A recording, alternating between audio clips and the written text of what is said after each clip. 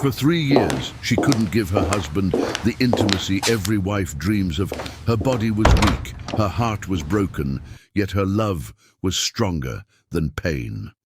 In a moment of desperation, she brought her best friend to please him. But what he did next will shake your soul, bring tears to your eyes, and remind you what true love really means. My dearest, most beautiful family, do you want to know who the most beautiful person on this earth is? Take your phone, open the camera, and look at your smile. You will find the masterpiece of God's creation. Stay blessed, stay loved, and prepare your heart. Because what you are about to hear is not just a story. It is an unforgettable journey of sacrifice, betrayal, healing, and the kind of love that only comes once in a lifetime. Sandra Williams Neeson stared at her reflection, seeing not weakness, but a woman preparing for war. The marble bathroom of their penthouse reflected everything money could buy, yet Sandra saw only what it couldn't fix. At 32, she possessed the kind of beauty that stopped conversations in boardrooms. Smooth, ebony skin that glowed with health, intelligent dark eyes that could dissect a marketing strategy in seconds, and a presence that commanded respect before she even spoke. But for 3 years, this body that housed such strength had betrayed her in the most intimate way possible.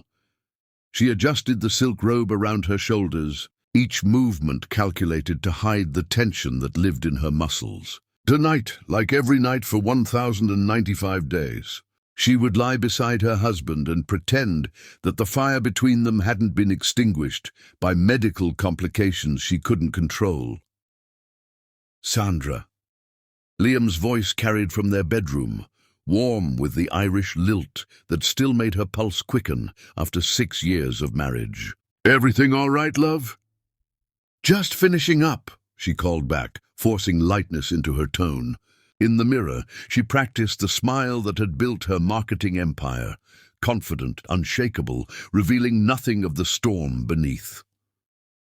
Liam Neeson wasn't just any husband. At 35, he commanded a tech fortune worth $800 million. Yet he'd built it all while remaining the kind of man who still opened car doors and remembered the anniversary of their first kiss. 6 feet 2 inches of lean strength, with steel grey eyes that could see through any deception except the ones she crafted to protect him.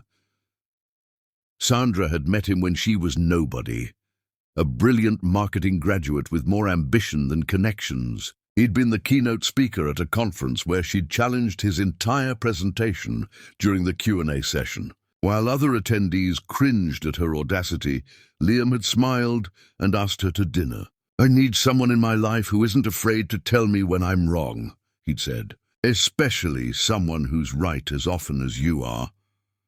She'd fallen in love with his mind first, then his heart, then everything else. Their early years had been electric.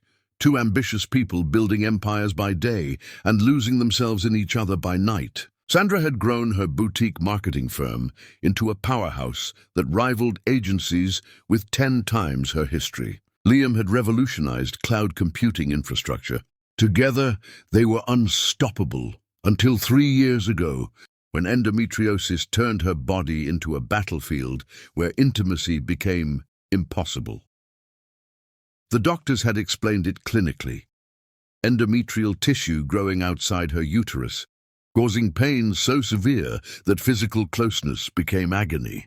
What they couldn't explain was how a woman who'd built her life on solving impossible problems was supposed to solve this one. "The treatment options are limited," Dr. Patterson had said, his voice carrying the practiced gentleness of someone who delivered bad news regularly. "We can manage the pain, but the condition itself, it's chronic. Some women find that symptoms improve over time, but others—" He hadn't finished that sentence. He hadn't needed to. Sandra walked into their bedroom, where Liam sat propped against the headboard, reading acquisition reports on his tablet. Even in pajamas, he radiated the kind of confidence that had built his fortune from nothing. His grey eyes lifted to meet hers, and she saw the flash of hope that appeared every time she entered their bedroom. Hope that tonight might be different, followed immediately by the guilt of wanting what he couldn't have. "How was the Morrison campaign presentation?" he asked, setting aside his work as she approached the bed. "Brilliant, naturally." Sandra settled beside him, maintaining the careful distance that had become their normal. "Increased their brand recognition by 43% in preliminary testing. They'll probably want to expand internationally." "Of course they will. You have that effect on people, making them want more than they ever thought possible." The words hung in the air between them, loaded with meanings neither would voice. Sandra felt the familiar ache that had nothing to do with her medical condition and everything to do with watching the man she loved settle for half a marriage. Liam reached over and took her hand, his thumb tracing circles across her knuckles. Such a simple touch, yet Sandra felt the restraint in it, the careful boundary he maintained even in this small intimacy. "I love you," he said quietly, as he did every night. "I love you too," she replied, as she did every night. But love wasn't enough to bridge the distance between wanting and having, between the life they'd planned and the reality they'd learned to navigate. As Liam turned off the light and settled into sleep, Sandra stared at the ceiling and felt something shifting inside her chest. Not the physical pain she'd grown accustomed to, but something deeper, a restlessness that felt like resolve. For 3 years, she'd accepted this as their new normal. She'd adapted, compromised, and endured because that's what strong women did. But lying there in the darkness, listening to her husband's careful breathing, Sandra realized she was tired of being strong in all the wrong ways. She'd built a marketing empire by refusing to accept that anything was impossible. She'd won Liam's heart by being brave enough to challenge him. She'd survived 3 years of medical hell by finding strength she didn't know she possessed. Maybe it was time to stop surviving and start fighting back. The thought crystallized in her mind with the clarity of a business plan. Sandra Williams Neeson hadn't become successful by accepting limitations. She'd done it by finding solutions everyone else said didn't exist. Tomorrow, she would begin the most important campaign of her life. Not for a client, not for profit, but for the chance to reclaim everything this condition had stolen from them. As sleep finally claimed her, Sandra's last conscious thought carried the weight of a declaration of war. Some battles are meant to be won. Chapter 2. The Impossible Proposition. Some conversations require liquid courage. Others require the courage of desperation. The rooftop bar overlooked Manhattan like a jeweled throne, the city lights stretching endlessly in every direction. Sandra chose this place deliberately, neutral ground where the ambient noise would swallow difficult conversations and the view would remind her why. She'd always aimed higher than everyone said was possible. At 23 stories above street level, the bar commanded a view that encompassed everything Sandra had built her life pursuing. The glittering towers of Midtown represented the business empire she'd constructed from nothing. The sprawling lights of the outer boroughs suggested the millions of people whose problems she solved daily through her marketing campaigns. And somewhere in that vast tapestry of ambition and achievement was the apartment where her husband waited, unaware that his wife was about to propose something that would either save their marriage or destroy their friendship. The bar itself was an exercise in calculated sophistication, crystal fixtures that caught and scattered light like captured stars, furniture that suggested wealth without ostentation, and a clientele that understood the difference between having money and needing to display it. Sandra had chosen this particular establishment because it was the kind of place where extraordinary conversations happened regularly, where million-dollar deals were structured over cocktails and life-changing decisions were made between appetizer and entree. Marilyn Monroe Washington arrived 15 minutes late. As always, her red dress commanding attention from every man within visual range. At 31, she possessed the kind of effortless glamour that made magazine editors fight for her attention. As the creative director of Vogue's digital division, she lived in a world where beauty was currency and charm was power. "You look terrible."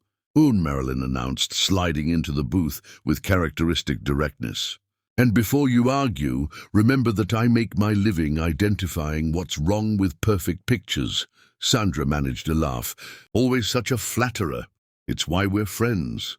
I'm the only person who tells you the truth even when it's ugly. Marilyn signaled the bartender with practiced efficiency. 2 old fashions and make them strong. We're about to have the kind of conversation that requires pharmaceutical assistance. They'd been friends since college, when Sandra was the scholarship kid who studied, while Marilyn was the trust fund baby who partied. Opposites should have kept them apart. But Sandra's ambition fascinated Marilyn, while Marilyn's fearlessness inspired Sandra. 23 years later, they were still each other's opposite and most trusted advisor. Their friendship had survived everything. Sandra's meteoric rise in the marketing world, while Marilyn navigated the treacherous politics of fashion media, relationships that ended badly, family dramas, professional setbacks and personal triumphs. They'd been each other's maid of honor, emergency contact, and voice of reason during every major life decision. But tonight's conversation would test the boundaries of even their extraordinary bond. You called this meeting, Marilyn said once their drinks arrived. Usually when you summon me to expensive bars with cryptic texts, it's because you're about to ask for something impossible. Sandra took a long sip of her drink, feeling the bourbon burn away some of her carefully maintained composure. Through the floor-to-ceiling windows, Manhattan pulsed with the energy of 8 million people pursuing their dreams, their obsessions, their desperate schemes to get what they wanted. She'd spent the afternoon walking through Central Park, trying to find courage for this conversation, watching couples stroll hand in hand, families playing together, people whose bodies hadn't betrayed their most fundamental desires. The spring air had been warm with promise, everything around her celebrating life and fertility and the kind of easy intimacy she could no longer access. I need to ask you something that might destroy our friendship, Sandra said finally. Interesting opening. Continue. Sandra had rehearsed this conversation a dozen times, approaching it like a client presentation. She'd analyzed every possible response, prepared for every objection, crafted arguments for why this made logical sense. But sitting across from her best friend, all that preparation crumbled into simple, desperate honesty. I can't be intimate with my husband. Haven't been able to for 3 years. Medical condition, doesn't matter what exactly. What matters is that I'm watching the man I love slowly die from loneliness while pretending everything is fine.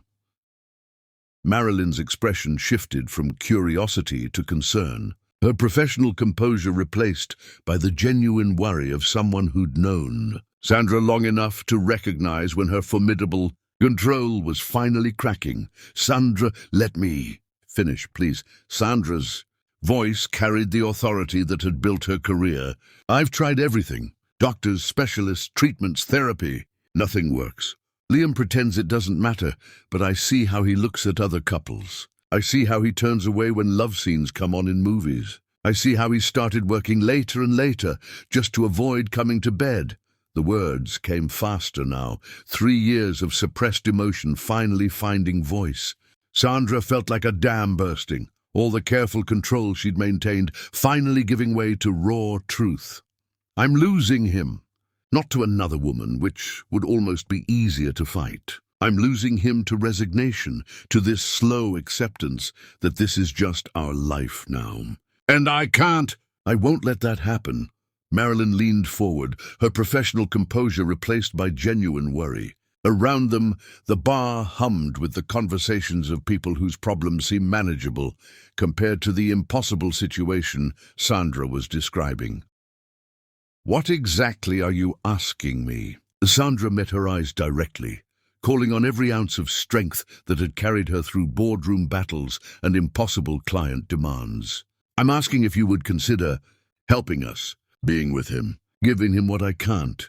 The silence stretched between them like a canyon. Around them, the bar hummed with conversation and laughter. The soundtrack of people whose problems were simpler than navigating the mathematics of love and loss. Sandra watched Marilyn process the request, seeing surprise give way to understanding, then to something that looked almost like grief. She'd expected shock, outrage, immediate refusal. What she hadn't expected was the compassionate recognition that crossed Marilyn's features. "You want me to sleep with your husband," Marilyn said finally. "I want you to save my marriage. Those aren't the same thing, Sandra, aren't they?" Sandra pulled out her phone, showing Marilyn a series of screenshots. "I've researched this. Polyamorous arrangements, platonic intimacy contracts, therapeutic sexual partnerships. It's more common than you'd think." The screenshots represented hours of research, late nights spent exploring possibilities she'd never imagined considering. Forums where couples discussed similar arrangements, academic studies on alternative relationship structures, legal frameworks for non-traditional partnerships. Sandra had approached her marriage crisis with the same methodical thoroughness she brought to impossible marketing challenges. Marilyn stared at the phone, then at Sandra. "You researched this. Of course you did. You've turned your marriage into a case study. I've turned my marriage into a problem that needs solving. That's what I do. I solve impossible problems. And you think I'm the solution. I think you're the only person I trust enough to ask. You're beautiful, you're discreet. You understand complicated situations," and Sandra's voice broke slightly.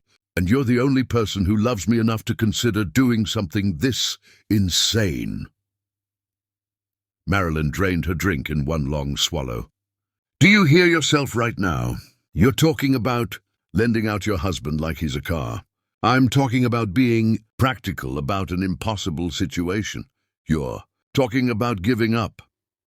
The accusation hit like a physical blow. Sandra felt her carefully constructed arguments crumble, revealing the raw desperation beneath. For 3 years, she'd prided herself on adapting to impossible circumstances, on finding strength to endure what couldn't be changed. But sitting here making this request of her oldest friend, she realized how far she'd fallen from the woman who'd built an empire by refusing to accept defeat. "I'm trying to save what we have before we lose everything," she whispered. Marilyn reached across the table and took Sandra's hands. Her fingers were warm, steady, real in a way that made Sandra realize how long it had been since someone had touched her without careful calculation. "Sandra, listen to me very carefully. You are the strongest woman I know. You've built an empire, survived medical hell, and maintained a marriage under impossible circumstances. But this isn't strength. This is surrender disguised as strategy.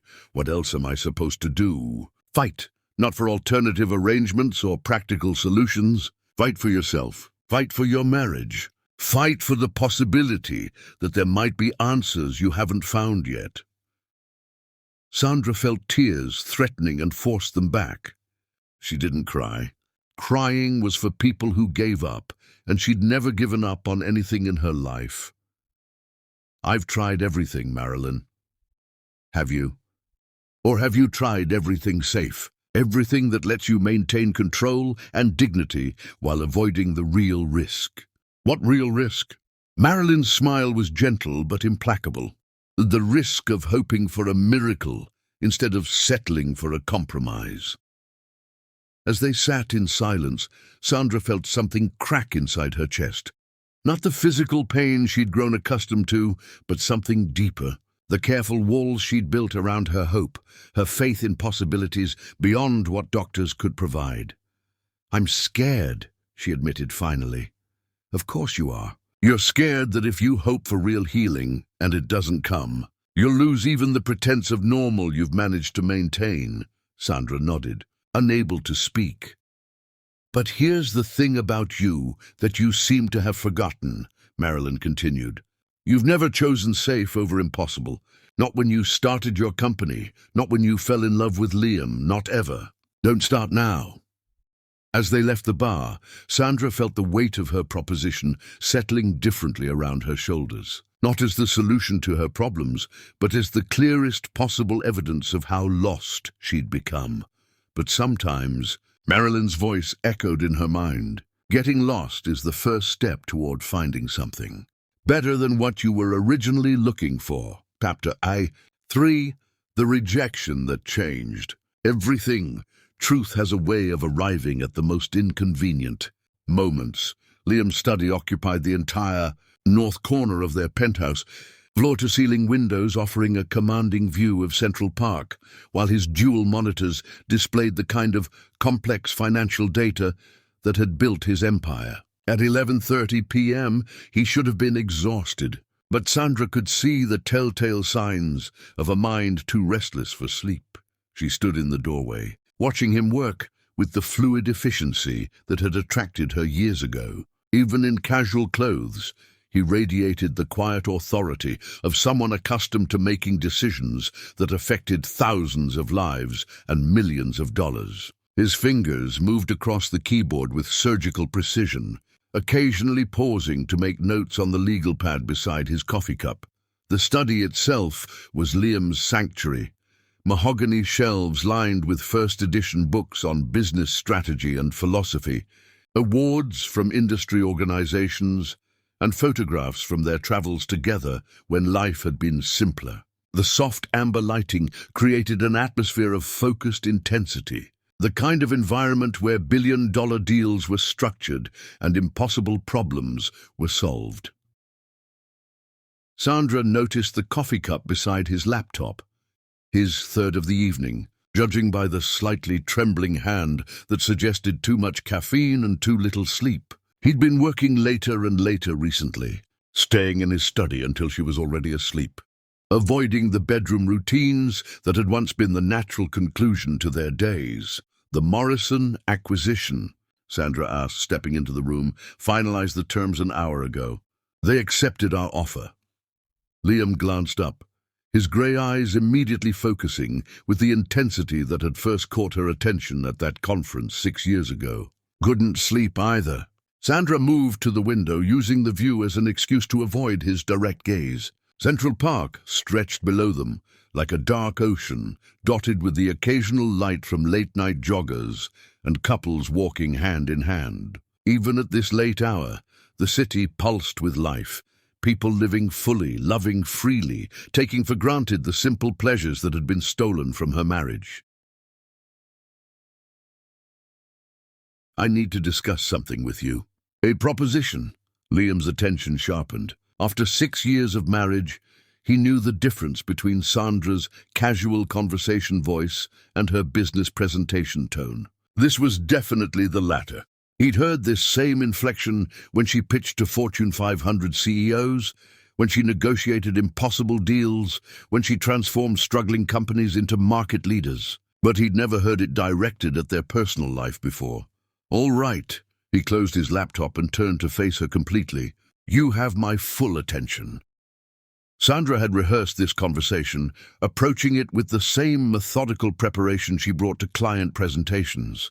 She'd anticipated objections, prepared counter-arguments, and planned strategic responses to every possible reaction. But standing here in the intimacy of his private workspace, her carefully planned words felt suddenly inadequate. She'd approached their marriage problem like a marketing campaign. But looking at Liam now, really looking at him, she realized she'd been treating symptoms instead of causes. We need to address our situation, she began, forcing herself to maintain eye contact. 3 years is a long time for any man to go without. Physical intimacy. I see how it affects you, even when you try to hide it. Liam's expression grew carefully neutral, the same mask he wore during difficult business negotiations. Sandra recognized the look. It was his poker face, the expression that had helped him navigate hostile takeover attempts and boardroom coups. But she also saw the slight tightening around his eyes that betrayed deeper emotion beneath the surface. Sandra, please, let me finish. She moved closer, drawing on every ounce of confidence that had built her career. I've been thinking about practical solutions. Alternative arrangements that might work for both of us. What kind of arrangements? Sandra took a deep breath, steeling herself for the most difficult pitch of her professional life. Marilyn and I had dinner tonight. I asked her if she might be willing to help us, to provide what I can't. The silence that followed felt like standing at the edge of a cliff. Liam's expression didn't change, but Sandra saw something shift in his eyes. Not anger, but something that looked almost like grief. She watched his jaw clench slightly, a muscle ticking with the effort of maintaining composure. "You asked Marilyn to sleep with me," he said finally, his voice carefully modulated. "I asked her to help save our marriage. By sleeping with me. By giving you what you need so we don't lose everything else we have." Sandra felt her confidence wavering as she watched Liam process her words. She'd expected anger, shock, even relief. What she hadn't expected was this quiet devastation that seemed to settle over him like a heavy blanket. Liam stood slowly, moving to the window where Sandra waited. For a moment, they stood side by side, looking out at the city that had witnessed their courtship, their marriage, their gradual drift into this careful distance. Sandra could feel the warmth radiating from his body, close enough to touch, but separated by an emotional chasm she'd apparently misjudged. "Do you know what I see when I look at you?" he asked quietly. "A woman who can't fulfill her basic obligations as a wife." The words came out more bitter than Sandra intended, revealing the self-loathing she'd carefully hidden for 3 years. She saw Liam flinch at her tone, saw him struggle with how to respond to such devastating self-assessment. Liam turned to face her fully, his hands settling on her shoulders with gentle firmness. "I see the woman who challenged me in front of 200 people because she knew I was wrong. I see the brilliant mind that built a marketing empire from nothing. I see the person who makes me laugh even on my worst days, who remembers every important date in our relationship, who still gets excited about new projects like she's discovering fire." His voice carried conviction that surprised Sandra with its intensity. This wasn't comfort or platitude. This was truth, delivered with the force of absolute certainty. "I see the woman who negotiated our first joint investment by reading the other party so perfectly that they ended up paying us for the privilege of giving us exactly what we wanted. I see the partner who helped me navigate my father's death, who stayed up with me for 3 nights straight when the company almost failed, who celebrated every victory and mourned every setback as if they were her own." Sandra felt her carefully maintained composure beginning to crack under the weight of his conviction. "But I can't." "You can't what? Give me sex?" "Sandra, do you honestly think that's what I married?" "It's part of marriage, an important part. It's one part of a relationship that encompasses everything from intellectual partnership to emotional support to shared dreams to daily laughter to the simple pleasure of knowing that the person I love most in the world chooses to build a life with me every single day." Liam's voice grew stronger, more certain. "You think I've been suffering for 3 years? You think I've been slowly dying of loneliness while pretending everything is fine? Haven't you been? Sandra, I've been watching the strongest woman I know slowly convince herself she's not enough. I've been watching my brilliant, fierce, incredible wife disappear into shame about something that isn't her fault and doesn't define her worth." Sandra felt tears threatening and fought them back. "But I see how you look at other couples. I see how you avoid. I look at other couples and wonder if they have what we have, the deep stuff, the real stuff. And I avoid intimate scenes in movies because they make me sad, not because I'm missing sex, but because I'm watching you suffer, and I can't fix it." The words hit Sandra like physical blows, destroying every assumption she'd built her proposition on. She'd constructed an entire narrative around Liam's supposed suffering, his imagined resentment, his theoretical need for what she couldn't provide. But the man standing before her bore no resemblance to the frustrated husband of her imagination. "I don't want Marilyn," Liam continued, his voice carrying absolute finality. "I don't want any alternative arrangement or practical solution. I want my wife, all of her, including the parts that are struggling right now, to understand that she is enough. More than enough, everything. But for how long? Sandra's voice broke on the question that had haunted her for 3 years. How long before you start resenting me? How long before you start wondering what it would be like with someone who could give you everything? Liam was quiet for a long moment, and Sandra braced herself for the truth she'd been dreading. She watched his face, searching for signs of the doubt she was certain must exist somewhere beneath his declarations of devotion. "Do you remember our wedding vows?" he asked finally. "Of course. What did we promise each other? In sickness and in health, for better or worse, we promised to choose each other. Every day, through everything. Not just the easy parts, Sandra. All of it." He took her hands, and Sandra was startled to realize they were shaking, not hers, but his. For the first time since she'd entered his study, she saw vulnerability crack through his controlled exterior. "I choose you when you're confident and when you're scared, when you're healthy and when you're hurting, when you can give me everything and when you can barely give me half. I don't choose you conditionally based on what you can provide. I choose you because you're you." Sandra felt something breaking open in her chest. 3 years of carefully contained emotion, finally demanding release. "I choose you too," she whispered. "But I don't know how to stop feeling like I'm failing you. Then we figure it out together, not by finding substitutes or alternative arrangements, but by fighting this thing as a team." As Sandra finally let herself cry, really cry, for the first time since her diagnosis, she felt Liam's arms come around her with a certainty that spoke of promises kept and love that ran deeper than any physical expression. "We're going to beat this," he whispered against her hair. "Not because I need you to be different than you are, but because you deserve to feel whole again. Because we deserve to have all of each other back." Standing in his study, held by the man who just refused to accept anything less than real healing, Sandra felt the first stirring of something she'd almost forgotten. Hope that wasn't contingent on compromise. Chapter 4. The Husband's Mission. Every revolution starts with a single person saying, "Enough." At 4:30 in the morning, while Sandra slept deeply for the first time in months, Liam sat in his study, surrounded by medical journals, research papers, and the kind of determination that had built his fortune from nothing. The conversation 3 nights ago had changed everything, crystallizing his purpose with laser focus. He'd spent 18 months watching his wife suffer while feeling helpless. That ended now. The laptop screen glowed with search results that would have overwhelmed most people. But Liam approached Sandra's condition the same way he approached hostile takeovers, with systematic intelligence gathering and unlimited resources. He'd already identified the top 50 endometriosis specialists worldwide, cross-referenced their success rates, and begun building a database of treatment protocols that showed real results.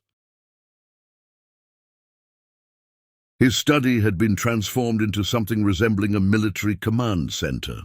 3 monitors displayed different research databases, while printed papers covered every available surface. A whiteboard mounted on the far wall showed a complex flowchart of treatment approaches, success rates, and potential combinations. Empty coffee cups testified to the hours he'd already invested in this campaign. The scope of his research would have impressed academic investigators. He'd purchased access to every major medical database, subscribed to specialized journals, and contacted research institutions across 4 continents. His business background had taught him that information was power, but information combined with unlimited resources was transformational. Dr. Elizabeth Morrison topped his list. Based in Zurich, she'd pioneered a combination therapy approach that boasted a 73% success rate for patients with Sandra's specific presentation. Her research papers read like battlefield reports from someone who declared war on impossible medical cases and kept winning. But Dr. Morrison wasn't the only weapon in the arsenal Liam was assembling. He'd identified specialists in London, Barcelona, Tokyo, and Boston who were pursuing different innovative approaches. Each represented a piece of the puzzle that might restore Sandra's health, but no single doctor possessed all the necessary components. That's where Liam's business expertise became crucial. He understood how to coordinate complex projects involving multiple stakeholders across different time zones and regulatory environments. What most patients experienced as disconnected medical care, he would orchestrate as a comprehensive campaign. Liam reached for his phone, calculating the time difference. 6:30 a.m. in Switzerland, too early for most people. But Dr. Morrison's published schedule suggested she started her days before sunrise. Dr. Morrison's office. This is Catherine speaking. Good morning. This is Liam Neeson calling from New York. I need to schedule a consultation with Dr. Morrison regarding my wife's condition. Certainly. Mr. Neeson, Dr. Morrison is accepting new patients, but her waiting list currently extends to... I'm calling to discuss a priority consultation. Time is not a constraint, nor is geographic location. I can have my wife in Zurich within 24 hours if necessary. Liam's tone carried the quiet authority that had negotiated billion-dollar deals, not aggressive, but implacably certain that obstacles were simply problems requiring creative solutions. I see. May I ask what specific condition we're discussing? Advanced endometriosis, unresponsive to conventional treatment protocols. My wife has been suffering for 3 years with minimal relief from multiple specialists. There was a pause as Katrin consulted her computer. Mr. Neeson, I'm going to transfer you directly to Dr. Morrison. She handles all priority cases personally. The line clicked, and moments later, a crisp Swiss accent filled the study. Mr. Neeson, this is Dr. Morrison.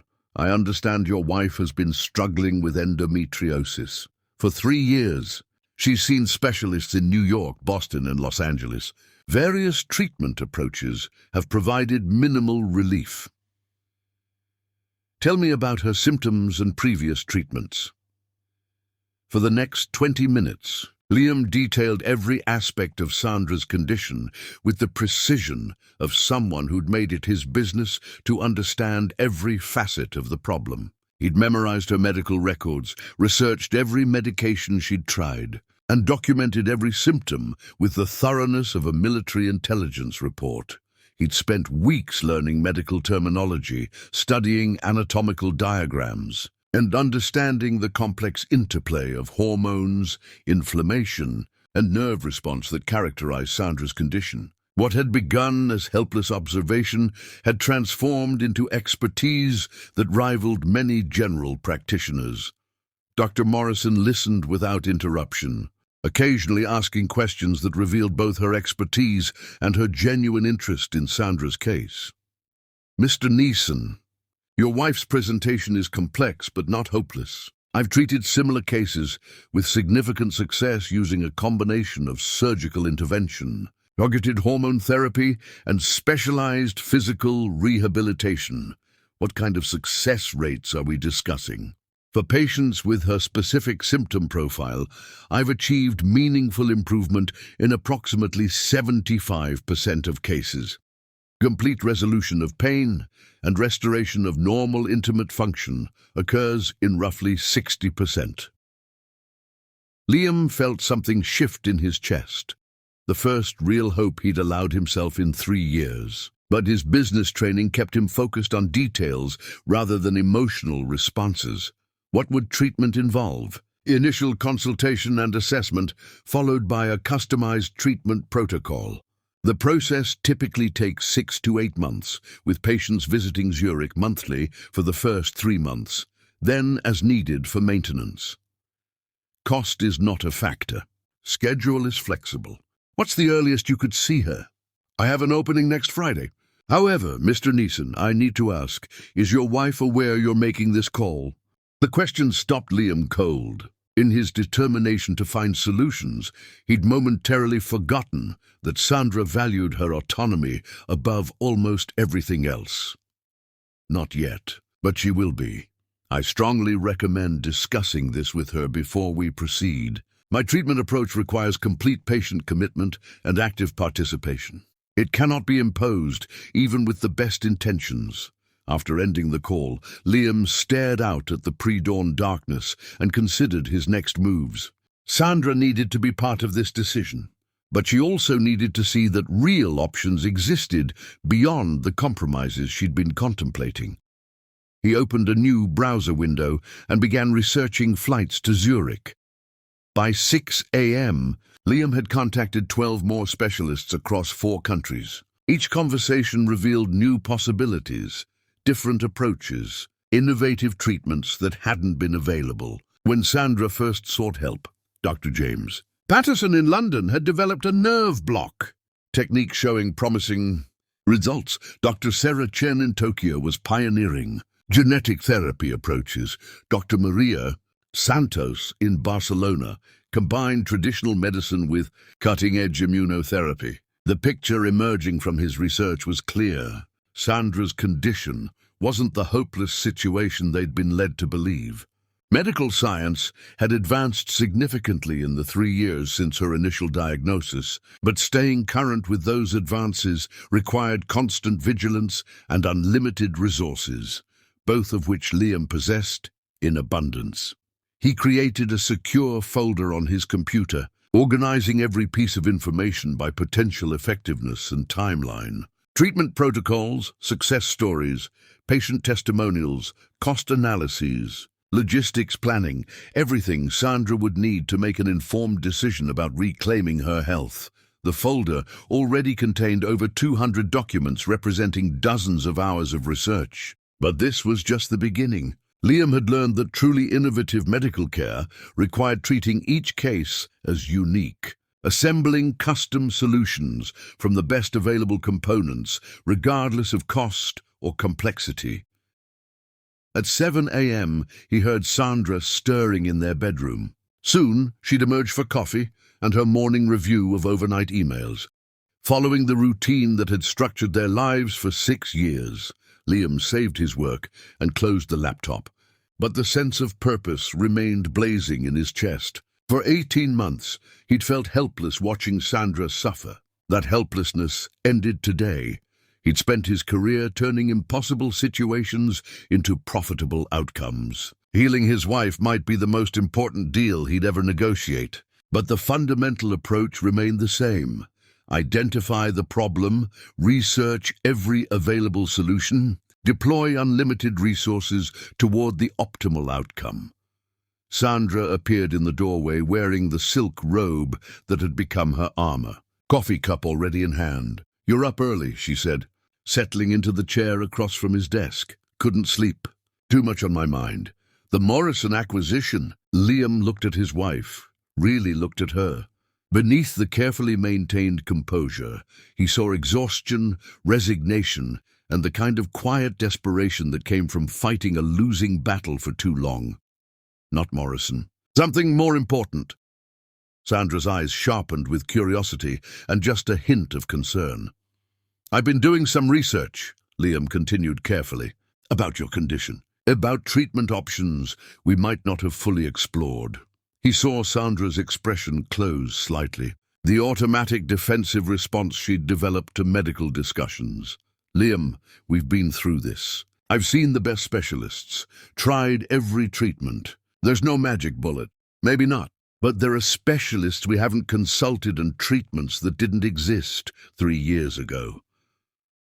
Liam opened his laptop and turned the screen towards Sandra, showing her Dr. Morrison's research publication. "This woman has achieved remarkable results with cases similar to yours. Her approach is different from anything you've tried." Sandra read silently for several minutes, and Liam watched hope and skepticism war across her features. "Liam, I appreciate what you're trying to do, but I'm not trying to do anything except give you every possible option for getting your life back." The intensity in his voice made Sandra look up from the screen. "This isn't about me needing you to be different," Liam continued. "This is about you deserving every chance to be whole again. Not for my sake, but for yours." As Sandra continued reading, Liam saw something shift in her expression. Not quite hope yet, but curiosity. The same intellectual engagement that had built her career was focusing on the possibility of solutions instead of the certainty of limitations. "When could we see her?" Sandra asked finally. "Next Friday, if you want. I can have us in Zurich by Thursday night." Sandra looked at him with an expression he hadn't seen in months, surprise mixed with something that might become gratitude. "You've really researched this thoroughly, haven't you?" "I've barely started," Liam replied. "Meaning every word." Chapter 5, The Secret Campaign Heroes. Aren't born in moments of triumph, they're carved out in months of silent battles. 3 weeks after their first consultation with Dr. Morrison, Sandra's treatment began in earnest, though she had no idea of the intricate logistics happening behind the scenes. While she focused on following medical protocols and enduring the challenging therapy sessions, Liam orchestrated a complex campaign that would have impressed military strategists. His personal assistant, David Chen, had been sworn to absolute secrecy regarding what was now internally referred to as Project Restoration. David's official job was managing Liam's business schedule. His unofficial job had become coordinating an international medical campaign involving specialists across 4 continents. The transformation of Liam's professional life was remarkable. The man who'd once personally overseen every major business decision had systematically delegated responsibilities to his executive team, freeing himself to focus entirely on Sandra's healing. Board meetings that once commanded his full attention now received abbreviated appearances. Acquisition opportunities that would have previously consumed weeks of analysis were approved or rejected based on quick reviews by his investment team. Dr. Patterson's office called from London, David reported during their daily 7 a.m. briefing. They've reviewed Mrs. Neeson's latest lab results and want to adjust the hormone therapy protocol. Dr. Morrison agrees, but recommends consultation with Dr. Santos in Barcelona first. Liam nodded, making notes on the encrypted tablet he now carried everywhere. Schedule the video conference with all 3 for Thursday. Make sure it's during Sandra's marketing presentation to the Goldman account. She'll be occupied for 3 hours. Already arranged. Also, the specialized equipment Dr. Morrison requested arrived yesterday. The physical therapy team has been briefed on installation and setup. The equipment in question was a sophisticated biofeedback system that cost more than most people's cars. It had been custom modified by German engineers to address Sandra's specific needs, then flown to New York on Liam's private jet, along with the technician who would calibrate it for optimal effectiveness. Excellent. What about the nutrition specialist? Dean.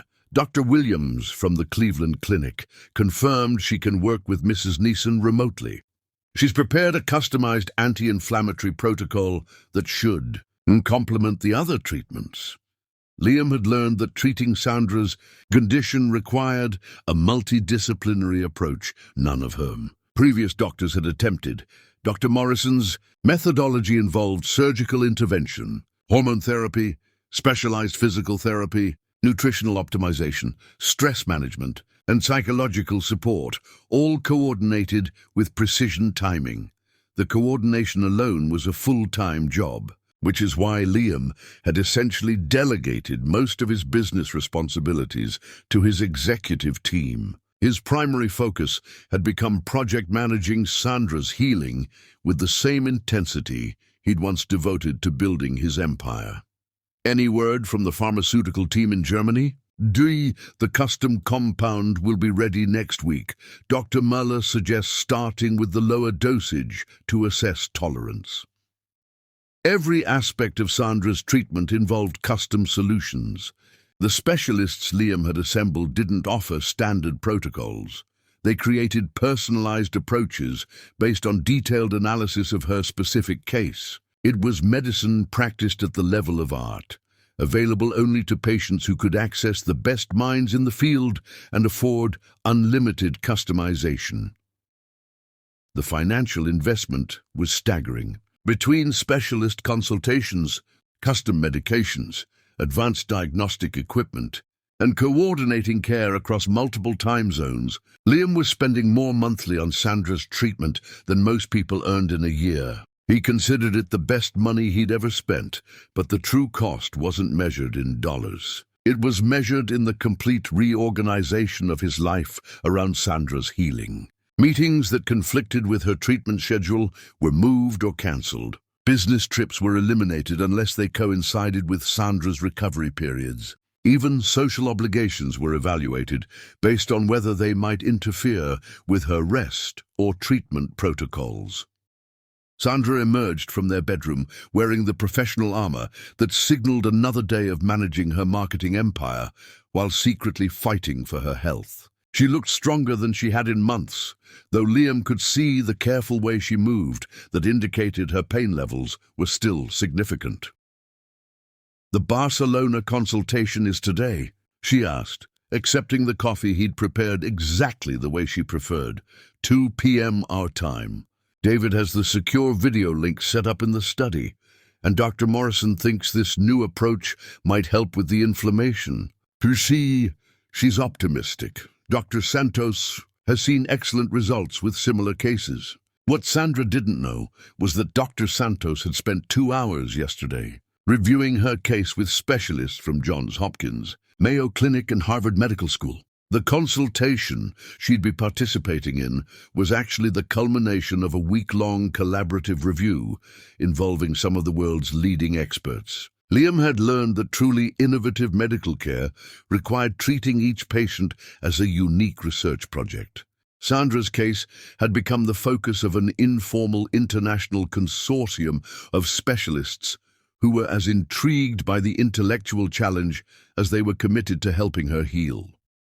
The consortium met weekly via secure video conference, sharing insights and collaborating on treatment refinements with the kind of intellectual intensity usually reserved for groundbreaking research projects. Sandra's condition had become a fascinating case study for some of the world's most innovative medical minds. "I should warn you," Sandra said carefully. "I'm starting to hope this might actually work." "That scares me. Why does hope scare you?" "Because if this doesn't work, if these amazing specialists with their cutting-edge treatments can't help me, then I really am out of options." Liam set down his coffee and moved to stand behind Sandra's chair, his hands settling on her shoulders. Through the silk of her blouse, he could feel the tension she carried like armor. "Then we'll find other options. I've barely scratched the surface of what's available. There are research hospitals, experimental treatments, clinical trials we haven't even investigated yet." "Liam, you can't spend your entire life trying to fix me." "I'm not trying to fix you. I'm trying to help you reclaim what's yours." The distinction mattered more than Sandra realized. In Liam's mind, this wasn't about repairing something broken. It was about recovering something stolen by circumstances beyond anyone's control. That afternoon, while Sandra participated in her Barcelona consultation, Liam coordinated 3 separate strategy calls. Dr. Morrison briefed him on the surgical options they might need to consider if the current protocols didn't provide sufficient relief. Dr. Patterson outlined a new nerve therapy technique that showed promise but required collaboration with specialists in Boston. Dr. Chen shared preliminary results from genetic testing that suggested Sandra might be an ideal candidate for experimental treatments not yet available in the United States. Each conversation reinforced Liam's growing conviction that Sandra's healing wasn't just possible, it was probable, given sufficient resources and coordination. The challenge, Dr. Morrison explained during their private call, is that your wife's case requires innovations that exist at different medical centers around the world. No single institution has everything she needs. That's why we're creating our own institution, Liam replied, using the best people and best approaches regardless of geography. It's an expensive way to practice medicine. It's an effective way to practice medicine. The expense is irrelevant.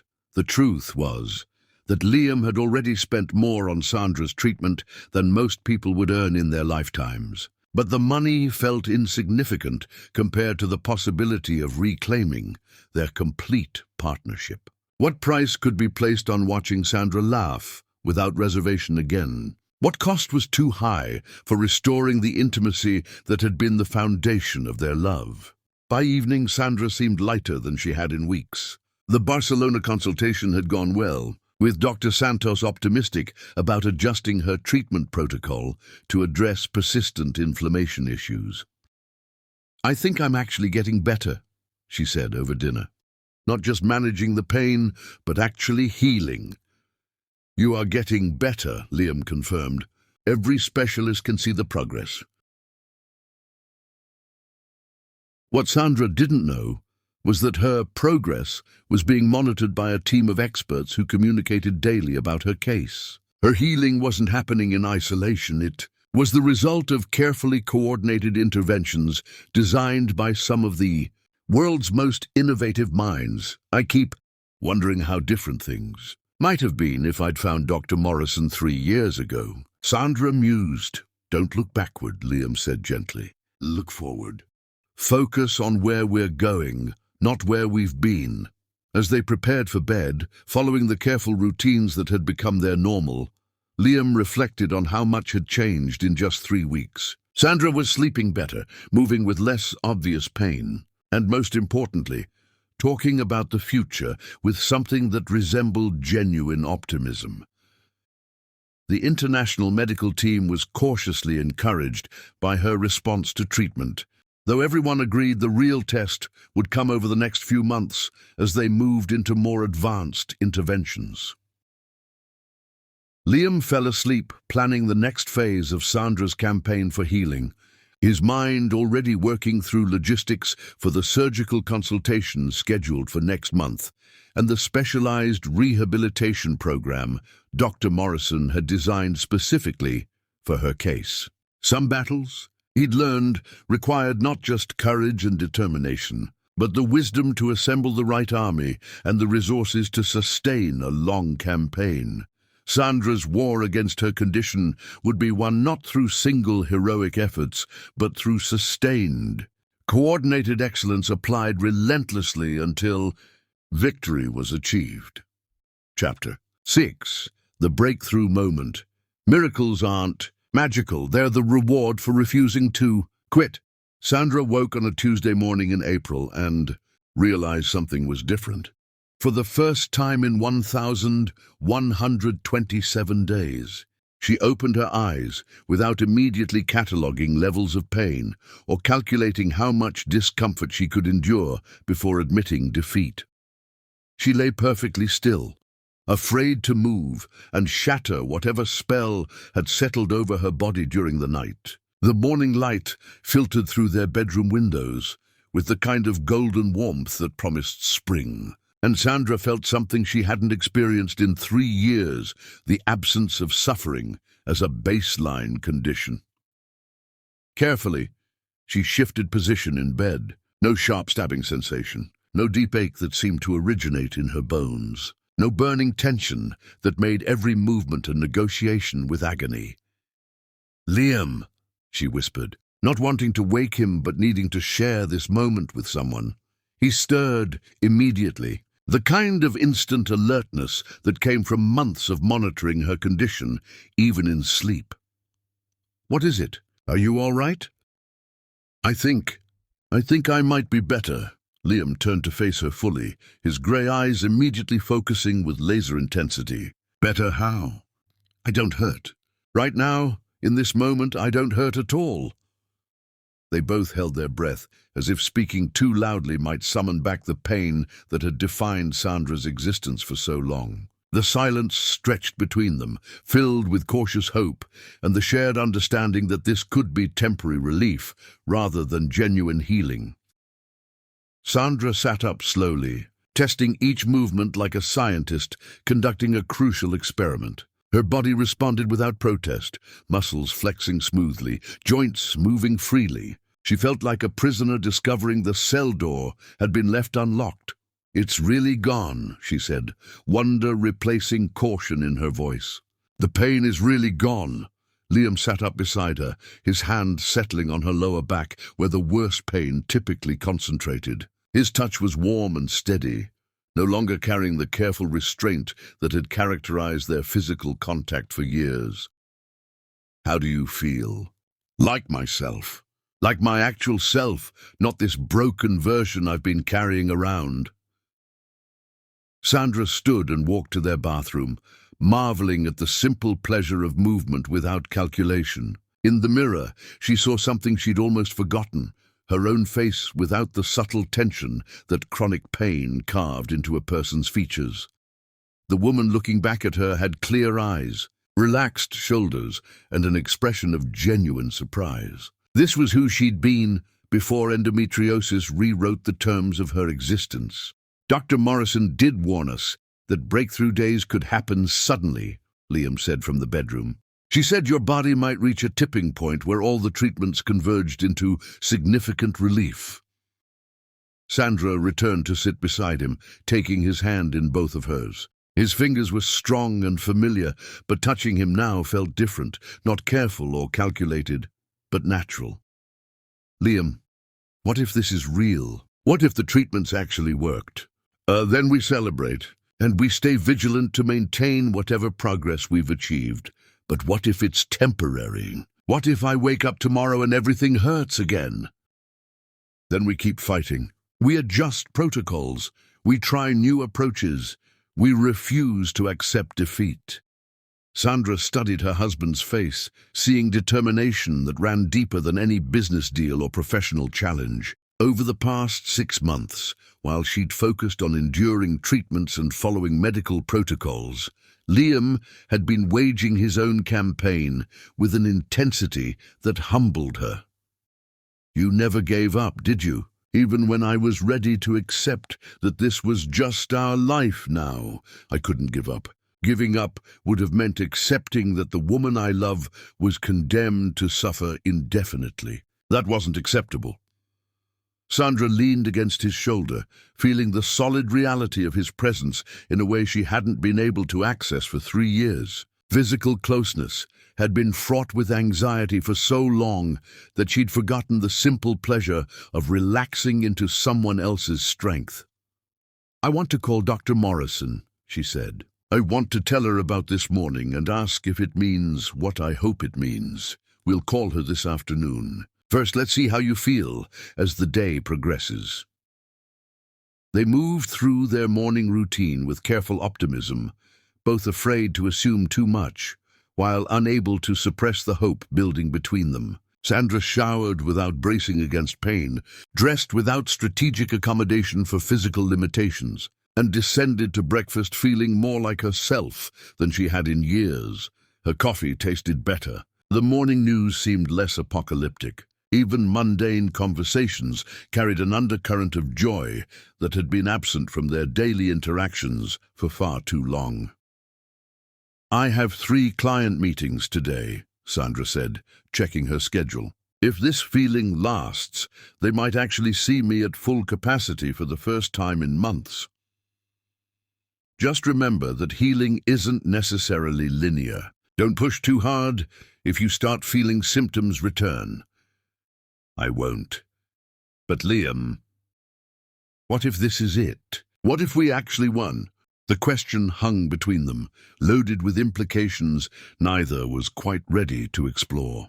If Sandra was genuinely healing, if the pain that had redefined their marriage was finally retreating, what did that mean for their relationship? How did 2 people navigate the return of possibilities they'd learned to live without? By noon, Sandra felt certain this wasn't temporary relief. Her body moved, with an ease she'd almost forgotten. Her mind felt clearer than it had in months, and her energy levels reminded her of who she'd been before chronic pain became her constant companion. The client meetings went brilliantly. Sandra found herself engaging with creative challenges and strategic problems, with an intellectual agility that surprised even her. Without pain demanding constant attention, her mind was free to work at full capacity for the first time in years. "You seem different today," her assistant Rachel observed. "More present, I guess. I feel more present, more like myself. It's good to see. We've all been worried about you, though you've done an amazing job hiding whatever you've been dealing with." That evening, Sandra called Dr. Morrison from Liam's study using the secure video connection that had become routine for their consultations. "Sandra, you look wonderful," Dr. Morrison said immediately. "There's something different about your posture, your facial expression. Tell me what you're experiencing." Sandra described her pain-free day in detail, noting every sensation and absence of sensation with the precision of someone who'd become an expert in cataloging her own suffering.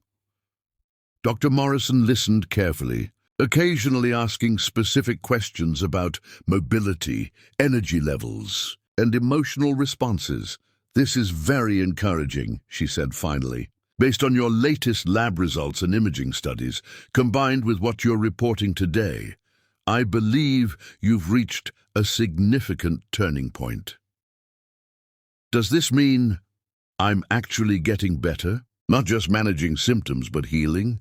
"I think it means the combination of treatments we've been using has addressed the underlying inflammatory processes that were causing your pain. Your body appears to be responding exactly as we hoped it would." Sandra felt tears threatening, not from pain, but from relief so profound it seemed to reorganize everything she thought she knew about her future.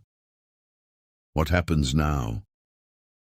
"We continue with the current protocol for another month, then gradually reduce interventions while monitoring your progress. If you maintain this level of improvement, we can start discussing long-term management strategies that require minimal, ongoing treatment." After ending the call, Sandra sat in Liam's study, feeling like a different person than the one who'd entered 6 months ago. The woman who'd been desperate enough to propose bringing another person into their marriage had been replaced by someone who was beginning to believe in possibilities again. Liam found her there an hour later, staring out at the city lights with an expression of quiet amazement. "Penny, for your thoughts." "I'm thinking about who we might become now," she said. "We've spent 3 years learning to live with limitations. I'm not sure I remember how to live without them. Then we'll learn together, the same way we learned everything else." As they prepared for bed, Sandra realized she was looking forward to sleeping beside her husband, without the careful positioning and strategic distance that had become habitual. Tonight, she might simply be a woman sharing a bed with the man she loved, rather than a patient managing symptoms while trying to maintain intimacy. The possibility felt almost too precious to believe. But for the first time in 3 years, Sandra allowed herself to hope for more than just endurance. Chapter 7: The Double Confession. The truth isn't just about what happened, it's about who you became in the process. Sandra stood at the floor-to-ceiling windows of Liam's study, watching the city pulse with evening energy while gathering courage for a conversation that would reshape everything between them. 2 weeks had passed since her breakthrough morning, and each pain-free day had strengthened her conviction that real healing was possible. But more importantly, those same 2 weeks had revealed something she couldn't ignore. The elaborate coordination behind her treatment suggested Liam's involvement went far beyond what he'd acknowledged. "You've been managing a lot more than I realized, haven't you?" she said without turning from the window.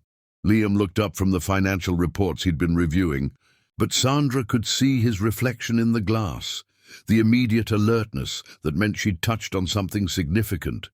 "What do you mean?" "What? I mean the perfectly timed specialist consultations, the custom medications that arrive exactly when needed, the seamless coordination between doctors who supposedly don't communicate with each other." Sandra turned to face him directly, her expression carrying the analytical intensity that had built her marketing empire. She'd spent 2 weeks putting together pieces of a puzzle that revealed a campaign more sophisticated than anything she'd ever managed for her most demanding clients. Dr. Morrison mentioned she'd been collaborating with specialists I've never heard of. Dr. Santos referenced lab results I don't remember providing. The physical therapy equipment appeared in our bedroom like magic. The nutrition specialist who called me seemed to know details about my condition that I'd never shared with anyone. She moved closer to his desk, her voice carrying certainty rather than accusation. You've been running a campaign, haven't you? Not just supporting my treatment, but orchestrating it.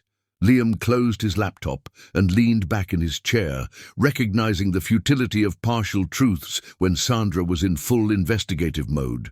He'd seen this expression countless times, the focused intensity she brought to unraveling complex marketing challenges, the relentless pursuit of facts that made her so dangerous in boardroom negotiations. How much do you know? I know enough to realize I've been seeing only the surface of what you've actually been doing. I want to know the rest. Liam opened his desk drawer and withdrew the encrypted tablet that had become his constant companion for 6 months. He unlocked it and turned the screen towards Sandra, revealing files, schedules, contact lists, and coordination notes that represented hundreds of hours of work.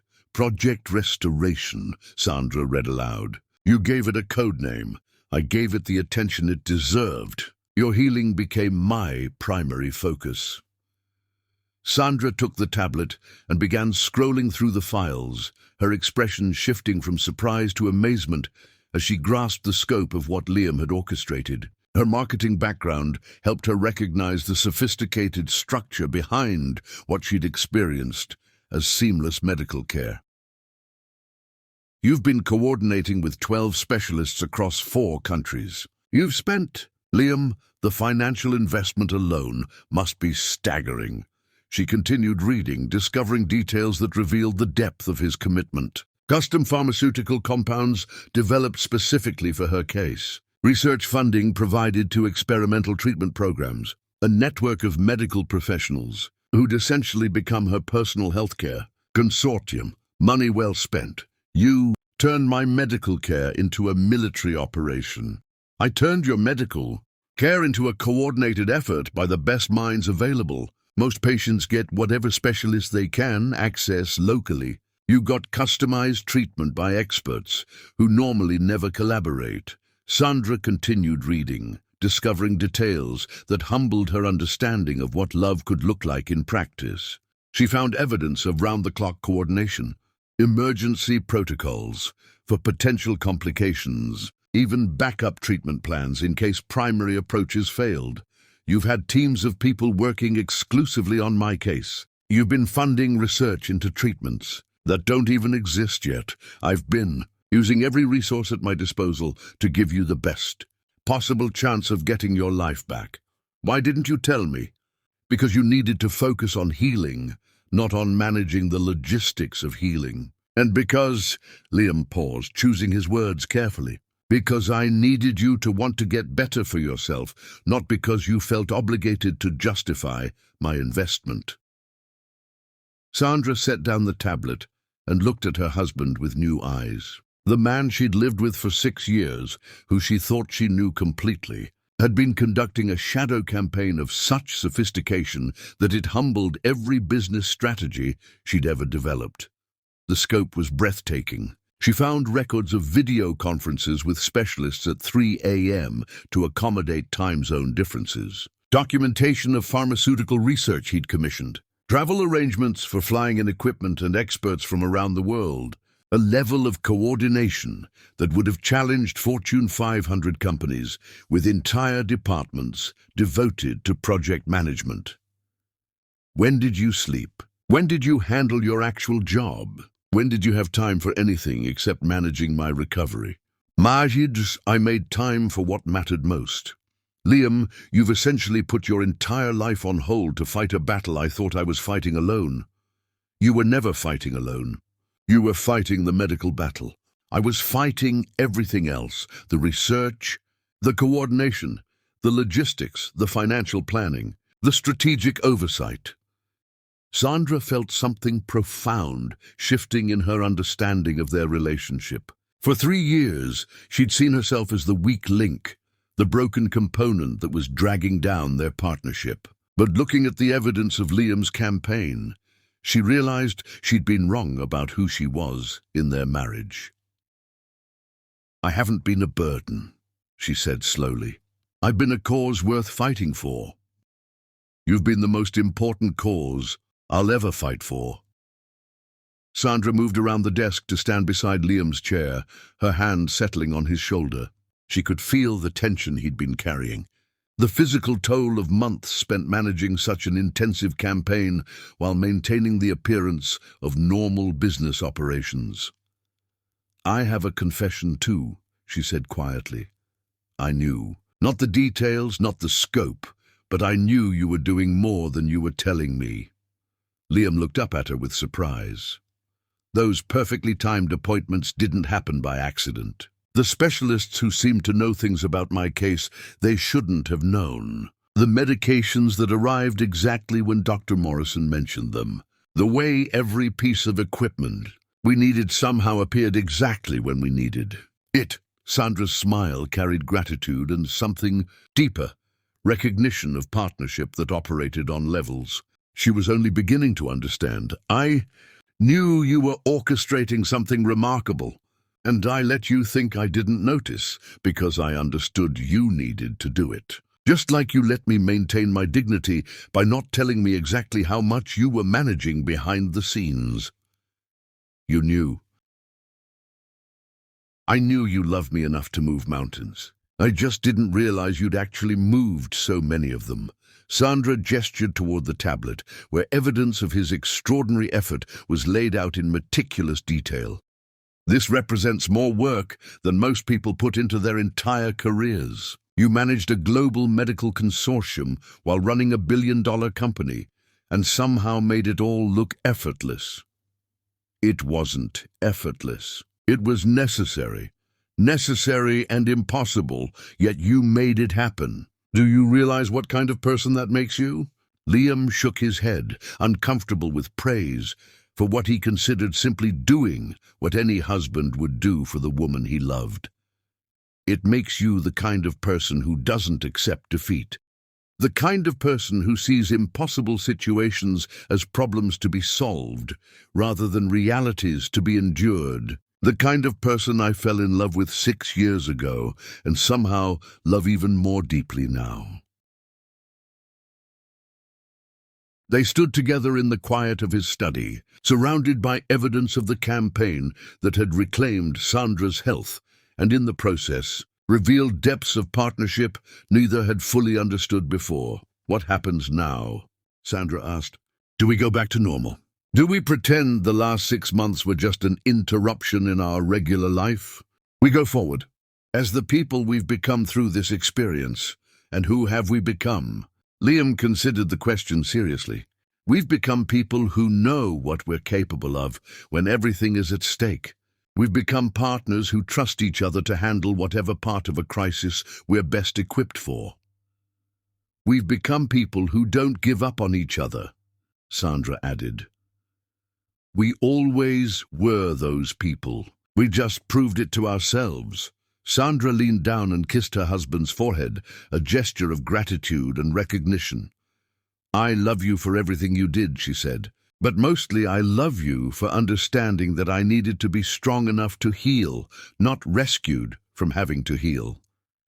You were always strong enough. I just made sure you had every advantage possible while you proved it." As they prepared to leave the study, Sandra paused at the doorway and looked back at the evidence of Liam's extraordinary campaign. "There's one more thing," she said. "I want to celebrate what we've accomplished. Not just my healing, but what we've learned about what we can do together when it really matters." "What did you have in mind?" Sandra's smile carried possibilities that had been absent from their relationship for 3 years. "I want to go somewhere beautiful and rediscover who we are when we're not fighting for survival. I want to remember what it feels like to simply be happy together." "Where do you want to go?" "Somewhere we can be alone. somewhere we can start the next chapter of our story. As they turned off the lights and headed toward their bedroom, Sandra felt the weight of 3 years lifting from her shoulders, replaced by anticipation for discoveries that lay ahead. Chapter 8, The Weekend.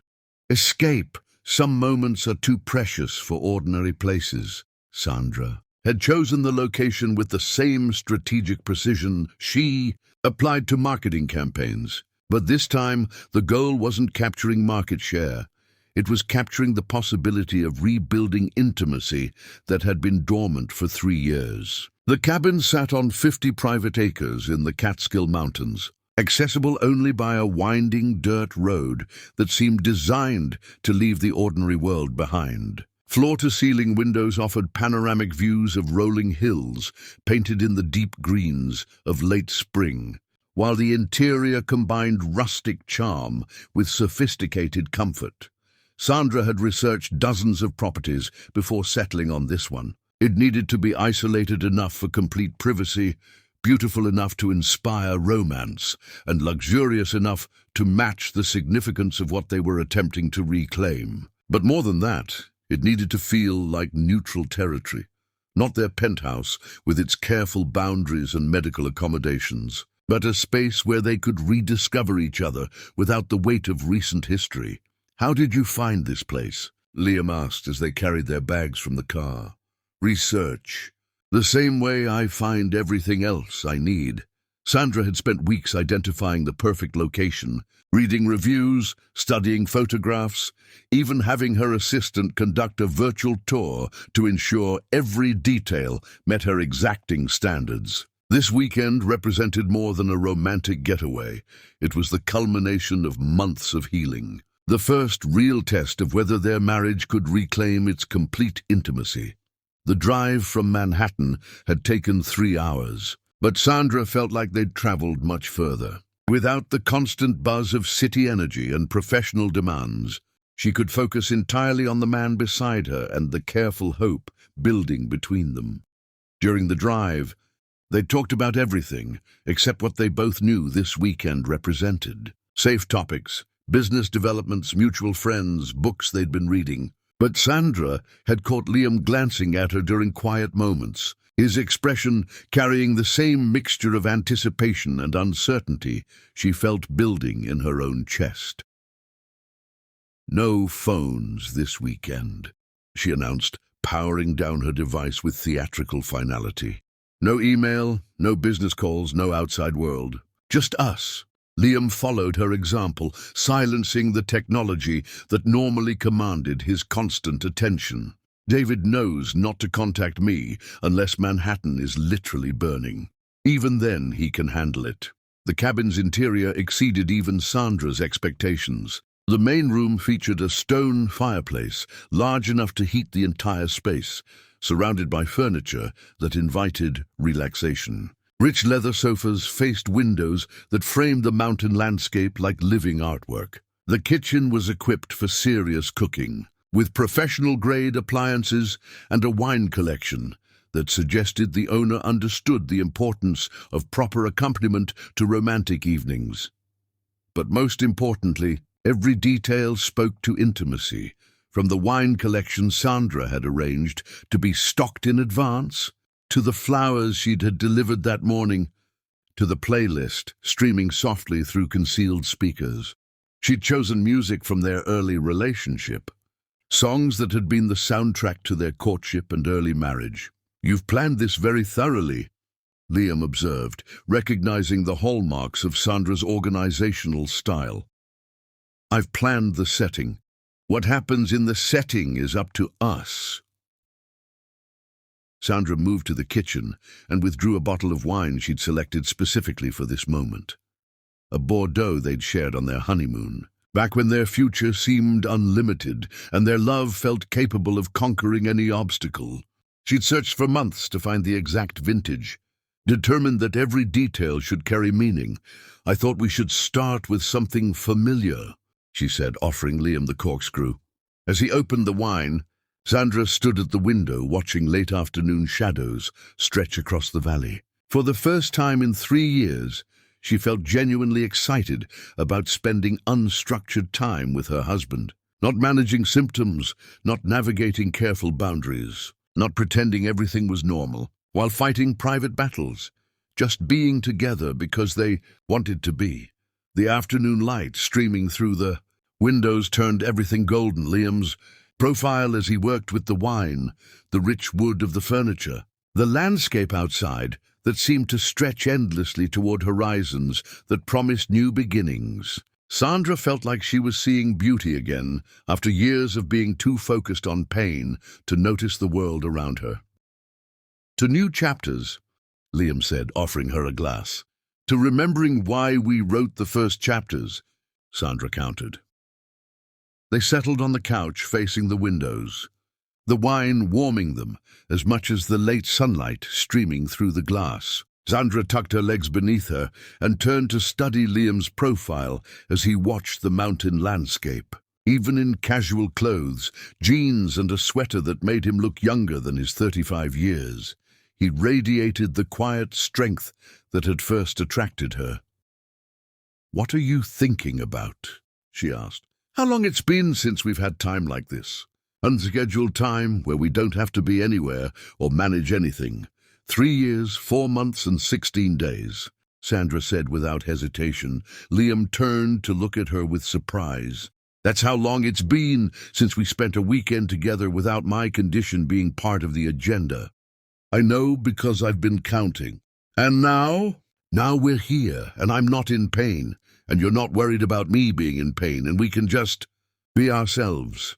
They talked as the sun set, conversation flowing with an ease that reminded Sandra why she'd fallen in love with Liam's mind before everything else. He was brilliant and funny and deeply thoughtful, qualities that had been overshadowed by years of careful navigation around her medical issues.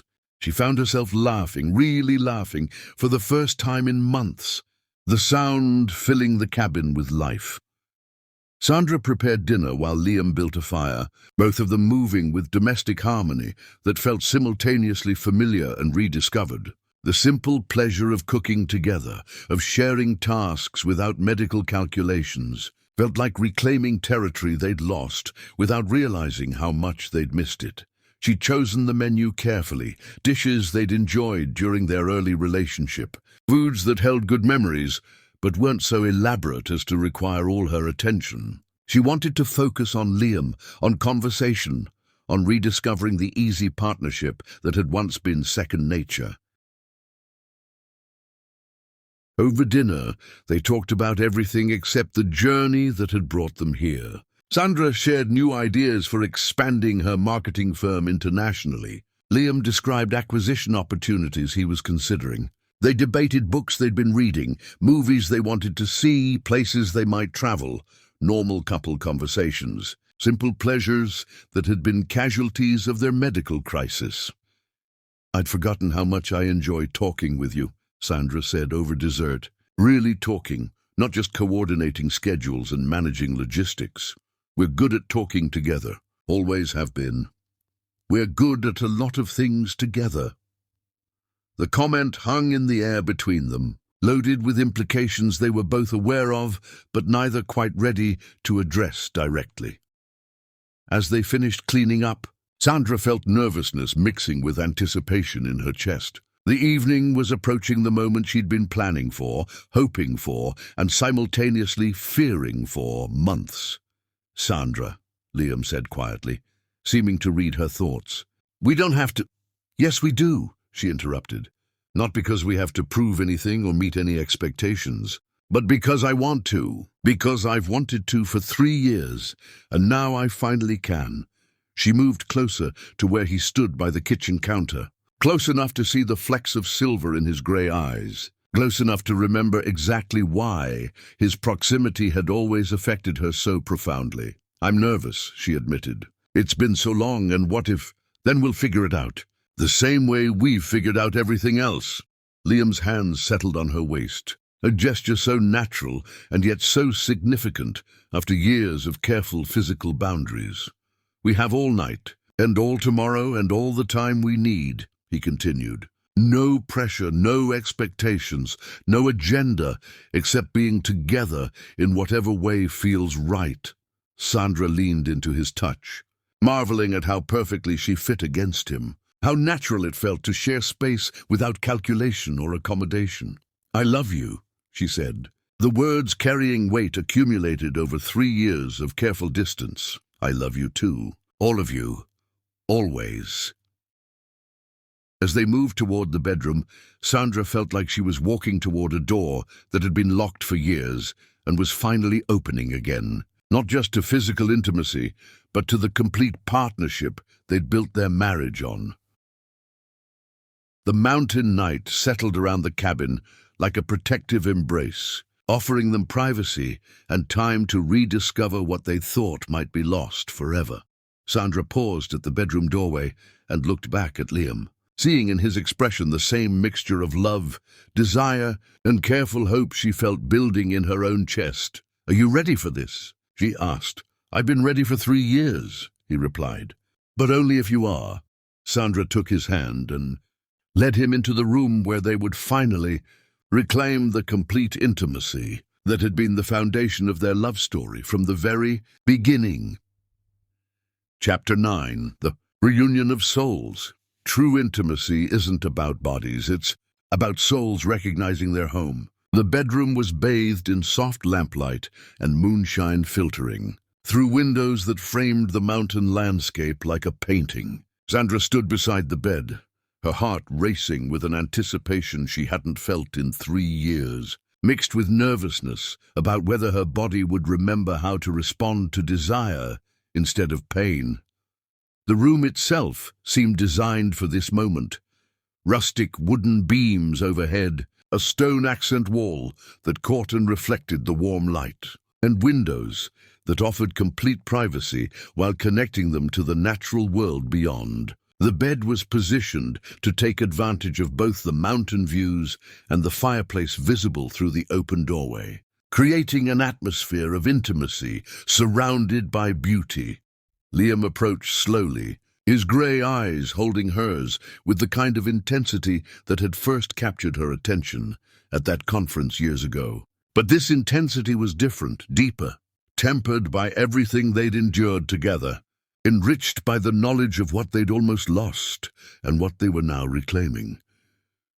"Sandra," he said quietly, her name carrying the weight of everything unspoken between them. She reached up to touch his face, her fingers tracing the familiar lines while rediscovering the simple pleasure of touching him without strategic calculation. His skin was warm beneath her palm, real and solid and present in a way that made her feel anchored after years of feeling adrift. The touch was electric in ways Sandra had forgotten were possible. For 3 years, physical contact had been careful, calculated, limited. Now the simple act of caressing her husband's face felt revolutionary, like reclaiming territory that had been under occupation by fear and pain. "I'd forgotten," she whispered. "What?" "How you look at me, like I'm everything you want to see." "You are everything I want to see." Liam's hands settled on her waist. The same gesture from earlier, but with new meaning here, in the privacy of their temporary sanctuary. Sandra leaned into his touch, testing her body's response, and feeling relief flood through her when desire stirred instead of pain. The relief was profound, almost overwhelming. For months, Sandra had wondered if her capacity for physical pleasure had been permanently damaged, if the neural pathways that once carried sensation from touch to arousal had been rewired by chronic pain. But standing here in Liam's arms, she felt her body responding with an eagerness that surprised her. They kissed with the careful passion of people rediscovering something precious they'd feared was broken beyond repair. Sandra felt her body responding with an eagerness that surprised her. Nerve endings that had been devoted to cataloguing pain, suddenly remembering their capacity for pleasure. The kiss deepened gradually, neither of them rushing toward anything beyond this moment of reconnection. Sandra marveled at how natural it felt, how her body seemed to remember exactly how to fit against Liam's, despite the long separation from intimacy. Her hands found their way to his shoulders, then his chest, relearning the geography of the man she'd married. The kiss deepened, and Sandra felt 3 years of careful distance dissolving into present-moment connection. Liam's hands moved across her back, relearning territory that had been forbidden for so long, while Sandra allowed herself to simply feel without monitoring, without calculating, without preparing for inevitable discomfort. "Is this okay?" Liam asked against her lips, his voice rough with restraint. "It's perfect," Sandra replied, meaning it completely. They undressed each other slowly, not with the urgent passion of their early relationship, but with something deeper, reverence, for bodies that had carried them through crisis, and were now offering the possibility of joy again. Sandra felt self-conscious for only a moment before Liam's expression banished any uncertainty. He looked at her with the same appreciation he'd always shown, but now it was layered with gratitude and wonder that made her feel beautiful in ways that transcended physical appearance. "You're magnificent," he said, his hands tracing paths across her skin that sent shivers of pleasure through nerve endings she'd forgotten could feel anything but pain. The words carried weight beyond simple compliment. Sandra heard in them recognition not just of her physical form, but of everything she'd endured to reach this moment. She was magnificent, not despite her struggle with chronic pain, but because of her courage in fighting through it to reclaim this part of herself. They moved together onto the bed, the mountain night wrapping around them like a blessing. Sandra's body responded to Liam's touch with an eagerness that amazed her, muscles relaxing instead of tensing, sensation building toward pleasure instead of retreating from pain. For the first time in 3 years, Sandra allowed herself to be completely present in physical intimacy instead of managing it from a careful psychological distance. She felt like she was returning to herself, reclaiming territory that had been surrendered to medical necessity. Every sensation felt heightened, as if her nervous system was celebrating its return to normal function. The texture of Liam's skin beneath her fingertips, the warmth of his breath against her neck, the solid reality of his presence, all of it combined into an experience that was both familiar and miraculous. Liam moved with careful attention to her responses, reading her body's signals with the same focus he brought to complex business negotiations. But this wasn't about winning or achieving objectives. This was about reconnection, about two people rediscovering what they meant to each other when all barriers were finally removed. The careful attention touched Sandra deeply. She could see in Liam's eyes the same mixture of desire and protective concern that had characterized their relationship from the beginning. He wanted her desperately, but he wanted her comfort and pleasure even more. The combination of passion and tenderness made her feel cherished in ways that went far beyond physical attraction. "I love you," Sandra whispered as sensation built between them. The words carrying acknowledgement not just of feeling but of choice, of commitment renewed through crisis and emerging stronger. "I love you," Liam replied, his voice thick with emotion that went beyond physical pleasure to encompass everything they'd survived and everything they were reclaiming. Their reunion was tender and passionate simultaneously, bodies remembering rhythms they'd feared were lost, while hearts open to intimacy that encompassed more than physical connection. Sandra felt pieces of herself that had been hidden away for 3 years emerging into the light, aspects of her identity that existed only in complete partnership with this man. As they moved together, Sandra realized this wasn't just about resuming physical intimacy. It was about reclaiming their complete relationship.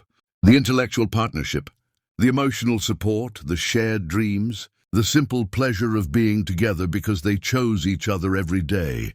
And now, finally, the physical expression of love that bound everything else together. The reconnection felt like coming home after a long exile. Sandra's body responded with increasing confidence, remembering not just the mechanics of intimacy, but the emotional resonance that made it meaningful. She felt beautiful, powerful, completely herself for the first time in 3 years. The mountain cabin held them in perfect privacy as they rediscovered each other with the patience of people who understood they had time, who had learned through crisis that what mattered wasn't performance, but presence, not perfection, but connection.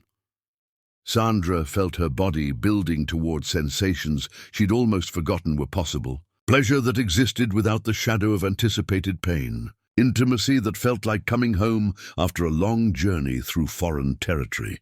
When release finally claimed them, it came not as conquest, but as gift. Bodies and hearts and souls reuniting in acknowledgement of love that had survived everything and emerged not just intact, but deeper than before.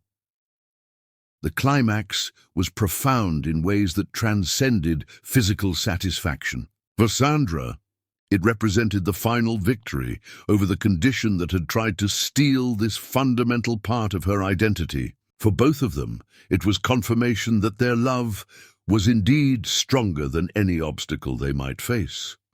Afterward, they lay entwined in the lamplight, Sandra's head on Liam's chest, while his fingers traced lazy patterns across her shoulder. The silence between them was comfortable, full of satisfaction and wonder, and the simple pleasure of being together, without agenda or anxiety. "How do you feel?" Liam asked eventually. "Like myself again. Like us again. Did anything hurt?" Sandra smiled against his chest. "Nothing hurt. Everything felt exactly like it should." They talked quietly as the night deepened around them. Conversations that wandered from practical concerns to philosophical observations to simple expressions of gratitude for what they'd reclaimed. "What happens when we go back to the city?" Sandra asked. "We keep building on this. We keep choosing each other. We keep believing that what we have is worth fighting for. And if the medical issues return, then we fight them again, together, with everything we've learned about what we're capable of when everything matters." Sandra turned to look at Liam directly, seeing in his expression the same mixture of satisfaction and anticipation she felt. "I feel like we're different people than we were 3 years ago," she said. "We are different people. Stronger people. People who know what we can survive and what we refuse to accept." The truth of his words settled around them like a benediction. They had been tested in ways that destroyed many relationships, yet they had emerged not just intact, but transformed. The couple lying in this mountain cabin was stronger, more committed, more aware of the precious nature of what they shared than the couple who had entered this crisis 3 years ago. As sleep finally claimed them, Sandra felt profound gratitude, not just for physical healing, but for emotional renewal, for partnership that had been tested beyond most limits and had emerged not just intact, but enriched by everything they'd endured together. The mountain night settled around their cabin like a benediction, holding them in perfect privacy while they began the next chapter of their love story. Chapter 10, The Strongest Love. Every ending is just a beginning that knows its own strength. Sunday morning arrived with golden sunshine, streaming through the cabin windows, illuminating two people who had rediscovered not just physical intimacy, but the profound partnership that made their love story worth fighting for. Sandra woke in Liam's arms, feeling like she'd returned from a long journey to find home exactly where she'd left it, but somehow more precious for having been temporarily lost. "Good morning." "Beautiful," Liam said, his voice rough with sleep and satisfaction.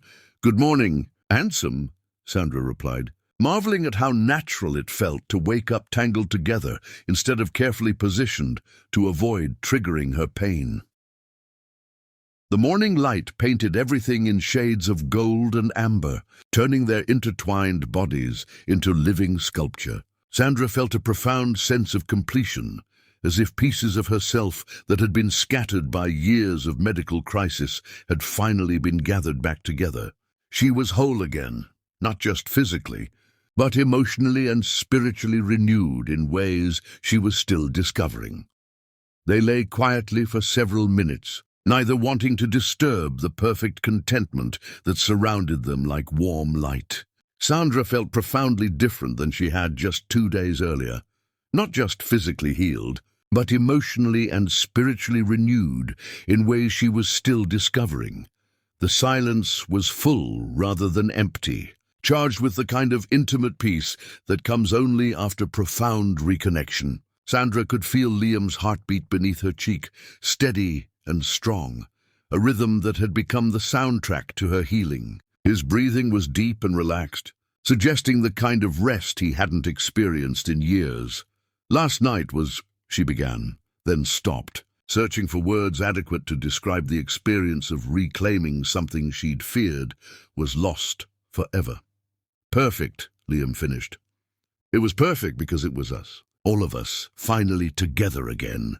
Sandra traced patterns across Liam's chest, her fingers rediscovering territory that had been forbidden for 3 years. The simple pleasure of casual intimacy, of touching him without calculation or accommodation, felt like a luxury she'd never take for granted again. His skin was warm and familiar beneath her fingertips, marked by the subtle changes 3 years had brought, but fundamentally unchanged in all the ways that mattered. She found the small scar on his shoulder from a childhood accident, the freckle near his collarbone that she'd always found inexplicably endearing, the places where her touch made him shiver with pleasure. "I keep waiting for the other shoe to drop," she admitted, "for pain to return, or complications to arise, or something to remind me that this might be temporary. And if it is temporary, then we'll fight again." "But Liam, I don't think it is temporary. I think we actually won." The conviction in her voice surprised them both. For 3 years, Sandra had been cautious about hope, afraid to believe in possibilities beyond careful management of limitations. But lying here in the aftermath of complete intimacy, she felt certain that her healing was real and lasting. Sandra sat up, looking out at the mountain landscape that had provided the perfect backdrop for their reunion. In the morning light, everything looked possible. The rolling hills suggested journeys yet to be taken. The clear sky promised weather for any adventure they chose to pursue. The view from their window encompassed wilderness that seemed to stretch infinitely, unmarked by the medical complexes and specialists' offices that had defined so much of their recent experience. Here, surrounded by natural beauty in each other, they could imagine a future defined by possibilities rather than limitations. "What are you thinking about?" Liam asked, following her gaze to the windows. "I'm thinking about all the things we can do now that we couldn't do before. Travel without medical considerations. Make love spontaneously instead of planning around my pain levels. Focus on building our dreams instead of managing my limitations. We built plenty of dreams while managing your limitations, but imagine what we can build now that we don't have to manage them anymore." The possibilities felt endless. Sandra envisioned weekend getaways planned around pleasure rather than medical appointments, evenings that ended in spontaneous intimacy rather than careful accommodation, mornings that began with desire rather than pain assessment. The future stretched before them like an unwritten love story, ready for whatever adventures they chose to pursue. They made breakfast together, the domestic harmony feeling both familiar and rediscovered. Sandra moved with an ease and energy that reminded her why she'd been successful in business. When she wasn't devoting mental resources to pain management, her mind operated with clarity and focus that could tackle any challenge. The simple act of preparing food together took on significance beyond mere nourishment. Every shared task, Liam brewing coffee while Sandra prepared fruit, their synchronized movements around the kitchen. The easy conversation, punctuated by spontaneous touches, felt like a celebration of restored partnership.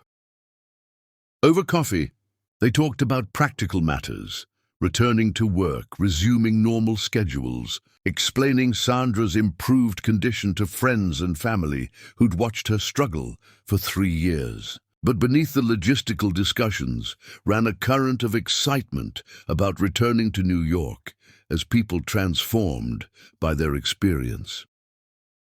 "I want to tell people what we learned," Sandra said.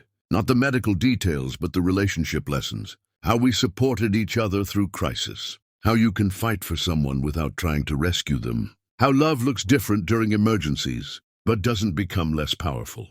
You want to help other couples facing medical challenges. I want to share what we learned about what's possible. When you refused to accept defeat, the idea excited Sandra in ways she hadn't anticipated. Her experience with endometriosis, painful as it had been, had taught her things about resilience and partnership that could benefit others facing similar struggles. She could imagine writing articles, speaking at conferences, maybe even starting a foundation to support couples navigating medical challenges. Liam reached across the table and took her hand, his thumb tracing familiar circles across her knuckles. The gesture was the same one that had comforted her during their darkest moments, but now it carried celebration rather than consolation. "I'm proud of you," he said, "not just for healing, but for how you handled everything. You were strong even when you felt weak. You kept fighting even when fighting seemed hopeless. I'm proud of us for figuring out how to be partners even when partnership looked completely different than we'd planned." The pride was mutual and well-earned. They had navigated territory that destroyed many relationships, yet they had emerged not just intact, but stronger. The love that had brought them together had proven deep enough to sustain them through the worst crisis they could imagine. As they prepared to pack and return to Manhattan, Sandra felt reluctant to leave the cabin that had witnessed their reunion. This place would always represent the weekend they reclaimed their complete relationship. The setting where they proved that love could survive anything and emerge stronger. But the reluctance was tempered by excitement about returning to their real life as people transformed by their experience. The penthouse would be the same. Their offices would hold the same challenges, but they would approach everything with the knowledge of what they were capable of when everything was at stake. "We can come back," Liam said, reading her expression, "whenever we want to remember what we accomplished here, or we can remember it every day in how we choose to be together." The drive back to the city passed in comfortable conversation, both of them savoring the last hours of their retreat while anticipating their return to normal life. Sandra watched the landscape change from rural mountains to suburban developments to urban density, but her focus remained on the man beside her and the future they could build together now that all possibilities had been restored. As Manhattan's skyline came into view, Sandra felt a surge of excitement rather than the trepidation she might have expected. The city that had witnessed their courtship and marriage would now witness their renewal, their emergence as people who had faced the impossible and won. "Liam," she said as their building came into sight, "I need you to know something important." "What's that?" "The woman who suggested bringing Marilyn into our marriage, that wasn't really me. That was someone I became when I forgot who I actually am." "And who are you actually?" Sandra smiled, feeling the certainty that had built her career and won Liam's heart in the first place. "I'm someone who doesn't settle for less than everything. Someone who fights for what matters instead of accepting compromises. Someone who believes that the right partnership can overcome any obstacle. You're also someone who loves deeply enough to consider sacrificing everything for someone else's happiness. But I'm smart enough to recognize that real love doesn't require those kinds of sacrifices. Real love finds solutions instead of settlements." As they reached their building, Sandra felt like they were returning not to their old life, but to a new chapter of their continuing story. The penthouse would be the same. Their careers would resume their familiar rhythms, but everything would be different because they were different. People who had fought impossible battles and won. Partners who had discovered depths of commitment and capability that would serve them for whatever challenges the future might hold. "I love you." "Liam Neeson," Sandra said as they entered their apartment, using his full name like a declaration. "I love you, Sandra Williams Neeson," he replied, his use of her complete married name, acknowledging everything they'd preserved and everything they'd reclaimed. That evening, as they prepared for bed in their own bedroom, Sandra realized that their story wasn't ending with restored health and renewed intimacy. Those were victories, but they were also foundations for whatever came next. The return to their own space felt like a homecoming charged with new possibilities. Their bedroom, which had been a careful arrangement of accommodations and limitations, now felt like a sanctuary where anything was possible. Sandra could imagine spontaneous morning intimacy, evenings that ended in passionate connection, nights devoted to exploring the renewed chemistry between them. "What do you want to do tomorrow?" she asked as they settled into bed together. "I want to wake up next to you without wondering if you're in pain. I want to have coffee together and plan normal things like weekend trips and dinner parties and all the mundane pleasures we put on hold for 3 years. And after that, we keep building the life we want, together, with the knowledge that we can survive anything because we've already survived the worst we could imagine." Sandra curled against Liam's side, feeling the solid reality of his presence and the profound security that came from partnership that had been tested beyond most limits and had emerged not just intact, but stronger. The future stretched before them, unlimited by medical concerns or careful boundaries. They could travel anywhere, try anything, build whatever dreams they chose to pursue. But more than the specific possibilities, what excited Sandra was the knowledge that they would face everything together, with love that had proven stronger than any challenge. "Do you think other couples could learn from what we went through?" she asked. "I think other couples could learn from what we refused to accept. We didn't accept that medical challenges had to destroy intimacy. We didn't accept that temporary limitations had to become permanent boundaries. We didn't accept that love meant settling for less than everything." As sleep approached, Sandra reflected on the journey that had brought them to this moment. The pain that had nearly destroyed them had ultimately revealed the strength of what they'd built together. The crisis that had threatened their marriage had become the proving ground that demonstrated its unshakable foundation. "Sweet dreams, my love," Liam whispered as Sandra settled into sleep. "Sweet dreams," she replied, meaning it completely for the first time in 3 years. They slept peacefully in each other's arms, two people who had fought impossible battles and won. Partners who had discovered that the strongest love isn't love that never faces challenges.